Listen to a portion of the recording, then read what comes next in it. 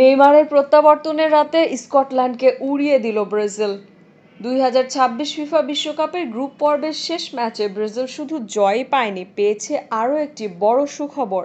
মাঠে ফিরেছেন নেইমার, আর তার প্রত্যাবর্তনের রাতেই স্কটল্যান্ডকে 3-0 গোলে হারিয়ে গ্রুপ সি এর শীর্ষস্থান নিশ্চিত করেছে সেলেসাওরা। মিয়ামি স্টেডিয়ামে ম্যাচের শুরু থেকে ব্রাজিল ছিল আক্রমণের মোডে। মাত্র 7 মিনিটে স্কটল্যান্ডের রক্ষণভাগের ভুলের সুযোগ নিয়ে গোল করেন ভিনিসিয়াস জুনিয়র।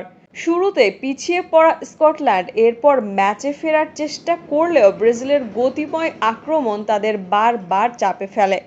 প্রথমার্ধ জুড়ে বলের দখল, পাসিং এবং আক্রমণাত্মক ফুটবলে আধিপত্য দেখায় কার্লো আনচেলত্তির দল।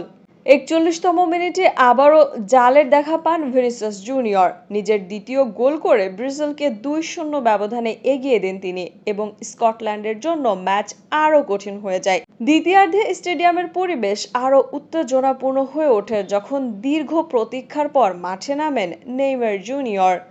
তার নাম ঘোষণার সঙ্গে সঙ্গেই গ্যালারিতে উচ্ছ্বাস ছড়িয়ে পড়ে।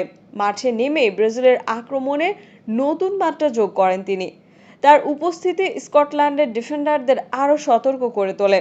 নেইমারকে থামাতে গিয়ে এক পর্যায়ে স্কটল্যান্ডের একজন খেলোয়াড় কঠোর ট্যাকল করেন, যার ফলে রেফারি সঙ্গে সঙ্গে হলুদ কার্ড দেখান। সেই মুহূর্তে ব্রাজিল সমর্থকদের ক্ষোভ দেখা গেলেও নেইমার দ্রুত উঠে দাঁড়িয়ে খেলা চালিয়ে যান। ম্যাচের 77তম মিনিটে আসে 77 মিনিটে আসে না 60 মিনিটে গোল আসে।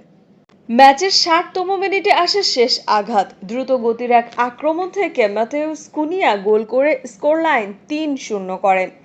এরপর আর ম্যাচে ফেরার কোনো সুযোগ পায়নি স্কটল্যান্ড। এই জয়ে ব্রাজিল শুধু 3 পয়েন্টেই অর্জন করেনি, বরং টুর্নামেন্টের বাকি দলগুলোকেও একটি স্পষ্ট বার্তা দিয়েছে। ভিনিসিয়াস জুনিয়রের দুর্দান্ত ফর্ম, শক্তিশালী মিডফিল্ড এবং নেইমারের প্রত্যাবর্তন সব মিলিয়ে ব্রাজিল এখন নকআউট পর্বের অন্যতম ভয়ঙ্কর দল। ম্যাচের 60তম মিনিটে আসে শেষ আঘাত। দ্রুত গতির এক আক্রমণ থেকে ম্যাথেউস কুনিয়া গোল করে স্কোরলাইন 3-0 করেন। এরপর আর ম্যাচে ফেরার কোনো সুযোগ পায়নি স্কটল্যান্ড।